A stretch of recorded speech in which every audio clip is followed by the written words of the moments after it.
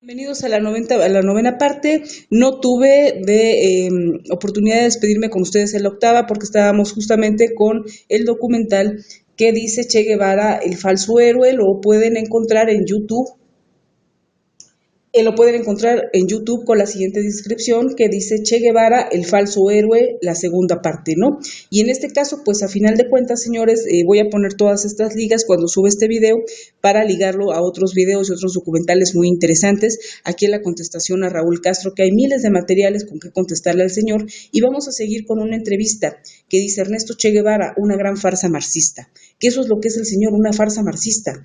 Y vamos a ver una entrevista que es de Gonzalo de CNI, no de CNN, sino de CNI, que habla justamente de la verdad del señor Ernesto Che Guevara. Continuamos. El negrito, dejas el chancho porque tú no te bañas. Y así se lo decía Juan Almeida Bosque. Después despreciaba a los indios.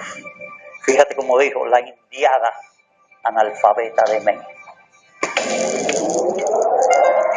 El 24 de junio de 1956, un grupo de los presuntos expedicionarios es capturado por las autoridades de migración mexicana.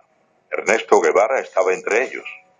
Varios estudios acusan a Guevara de haber sido informante o delator al colaborar con las autoridades por temor a una posible deportación a la Argentina, su tierra natal, a principios de julio de ese año. Bien, aquí quiero interrumpirlos y explicarles por qué muchos mexicanos no somos marxistas y por qué no nos hemos movido al equilibrio de la izquierda, y es porque hay muchos rencores. Ernesto Che Guevara nos llamó a los mexicanos indiada ignorante. A final de cuentas, la izquierda no ha hecho otra cosa más que ofendernos, también ofendió muchísimo a Bolivia, a los cuales también llamó indios ignorantes. Y a final de cuentas no entiendo por qué tenemos que seguir las teorías de una persona que nos llamó indios ignorantes, ¿no? Que era de carácter racista, que a final de cuentas las autoridades mexicanas lo capturaron, no solamente por el manejo de armas, sino dice el Excelsior de aquella época que seguía la ruta de la droga en México y que ya empezaba a tener las tendencias el señor de querer hacer una narcoguerrilla. Esa es la verdad del señor Ernesto Che Guevara, que no era ningún revolucionario, sino más bien un hombre cruel, un hombre racista que quería hacer un cártel de la droga muy parecido a las FARC.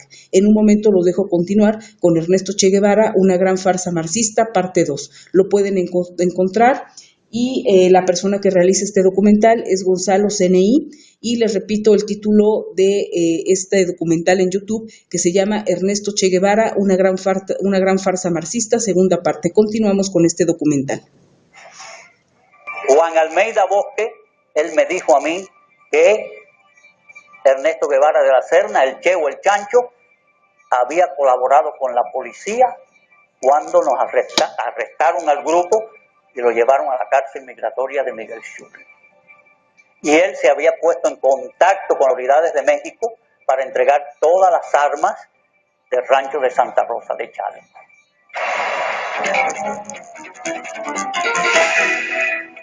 A la salida de la cárcel Miguel Schultz en México, Ernesto Guevara aún tenía dudas sobre su futuro y en particular sobre su propósito de participar en la expedición a Cuba. En carta dirigida a su madre le manifestó su intención de cambiar los planes y viajar a Europa y a la China de Mao. Finalmente, Ernesto Guevara de la Serna llegó a formar parte de la expedición del Granma. Sobrevive el combate de Alegría de Pío y logra posteriormente internarse junto al reducido grupo de sobrevivientes en la Sierra Maestra. Aproximadamente 2 meses más tarde, en carta fechada enero 28 de 1957, a solo 6 días de haber reconocido matar a un hombre por primera vez en el combate de Llanos del Infierno, Guevara le expresa a su entonces esposa, la peruana Dagadea, quien posteriormente la publicara en su libro Ernesto, la memoria del Che Guevara. Querida vieja, estoy en la manigua cubana, vivo y sediento de sangre. Una vez se coge un guajiro que no estaba que según los datos, según todo coincidía que él era el chivato del ejército, ¿no? Pero no había una seguridad concreta. El tipo nunca confesó. Jaime Costa fue asaltante del cuartel Moncada, expedicionario del yate Granma y comandante del ejército rebelde. Fue enviado por Castro a reagrupar a los miembros del movimiento 26 de julio, exiliados en Centroamérica. Entonces se formó el tribunal y acordamos que no hay una seguridad que no haya sido un delator de una operación. Por lo tanto, no se puede quitarle la vida.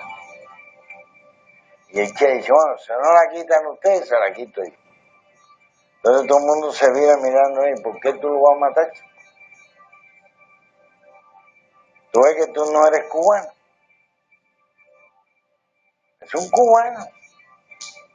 Y no ha confesado que es delator. Y Ramiro dice que no se puede fusilar como presidente de ese tribunal. Y en ese momento, ¿qué más grado tiene? Y entonces él sacó la pistola y lo mató ahí. Y ahí donde el Che tiene la frase, la duda no hace más nada, hay que fusilarte.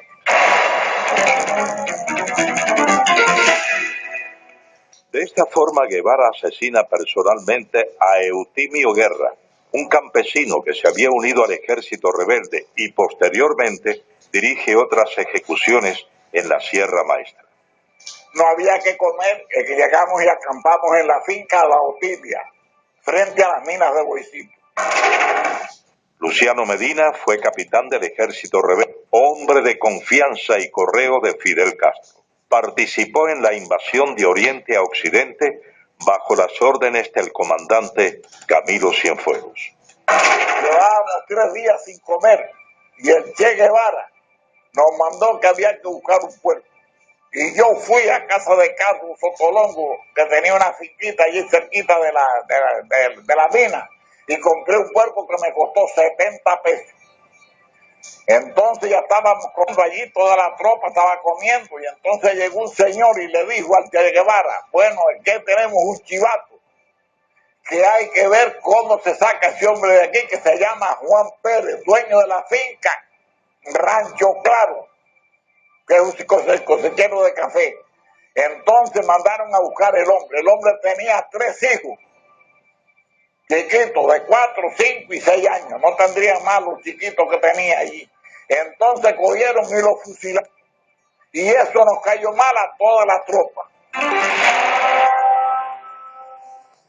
Los fusilamientos se generalizaron.